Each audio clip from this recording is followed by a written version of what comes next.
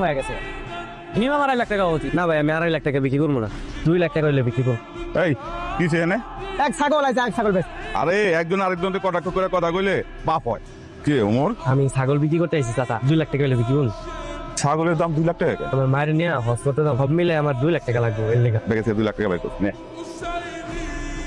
চাচি, কি রে অমর, কি হইছে? আপনাকে একটা ঠেলা গাড়ি আছে না? হ্যাঁ, আমার তো ঠেলা গাড়ি একটু লাগবে, একটা ভালো কাজ করতে দিতেছি। আপনার আমি কথা দিলাম, আমি আপনার ঠেলা গাড়িটা আবার দিয়ে দাম। ওইটা দেওয়া যাইব না। ওইটা দিয়ে তোমার চাচা ছাগলের জন্য ঘাস কাইটা না। কি রে অমর, কিছু লাগবো? আপনার ঠেলা গাড়িটা আমার একটু লাগ, আচ্ছা নে। আপনার ঠেলা গাড়ি আমি দিয়ে দাম। আপনারা না করলেন দিতে, তারপরে দিয়ে দিলেন, কবে না কবে ফেরত দিব। অমর যা বলে তা করে।